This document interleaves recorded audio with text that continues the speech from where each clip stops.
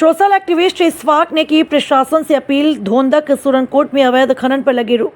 Social activist Ishfaq ने पूंछ प्रशासन से गुहार लगाते हुए कहा कि धोंधक और सुरनकोट क्षेत्र में बड़े पैमाने पर अवैध खनन हो रहा, जिससे न केवल प्राकृतिक संसाधनों का हाश हो रहा बल्कि पर्यावरण और आम जनता को भी गंभीर नुकसान झेलना पड़ रहा। संवाददाता अमरजीत सिंह मकाम पर खड़े हैं। ये इस वक्त तमाम मशीनें इलीगल चल रही हैं और ये तमाम लोग जो इस वक्त यहाँ पे जमा हुए हैं, तो इसके बारे में इन लोगों से ही हम पूछेंगे कि क्या वजह है और क्या इन लोगों के मुश्किलात हैं जो इस वक्त इन लोगों को यहाँ पर इकट्ठा होना पड़ा। अशफाक साहब, इसके बारे में आप देखिए, आए दिन जो पिछले दिनों में फ्लड आया, बारिशों का सिलसिला शुरू हुआ जम्मू कश्मीर के अंदर, जिसमें तबाही मची है और वो किसी से छुपा लुका नहीं है। उसके बाद सरकार ने यहाँ कोई सख्त एक्शन किया जिसमें तमाम ट्रैक्टर, ट्राली, जेसीबी, टिपर सब पे इन्होंने एक्शन किया और सबको बंद किया। यहाँ तक तो हम इनके साथ हैं और सरकार के साथ हैं। अब ये जितने भी लोग हैं, ये तमाम ट्रैक्टर, ट्राली और टिपर के ड्राइवर पढ़े लिखे बच्चे बेरोजगार हैं। इनका कहना ये है कि हमारी गाड़ियां अगर बंद है, हमारा कारोबार अगर बंद है, हम सरकार के हर ऑर्डर का पालन करते हैं, तो ये कंपनी किस देश से आई है, किस शहर से आके जो ऑर्डर को नहीं मान रही है, इनके लिए कौन सरकार ऑर्डर निकालेगी? वो सरकार कोई नहीं होगी या ये भी उस ऑर्डर के पाबंद है। इसलिए इन सब का गुस्सा ये था कि भाई ये कंपनी वाले किस मिशन के तहत ये काम कर रहे हैं। अगर इनके पास कुछ इनको ऑथराइज है, किसी ने किया हुआ, हमें दिखाएं।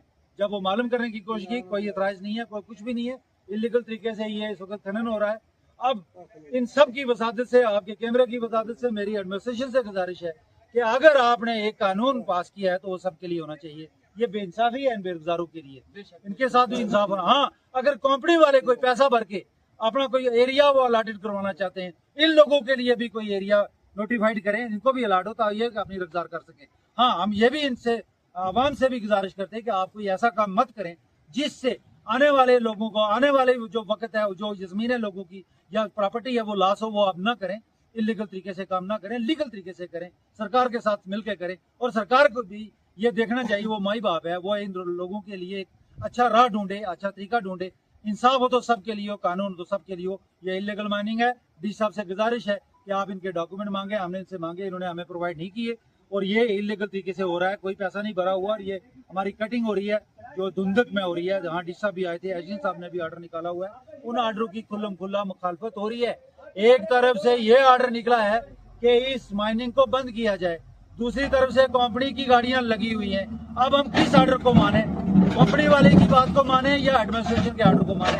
आप इस संघर्ष में है, ये फैसला हमें चाहिए।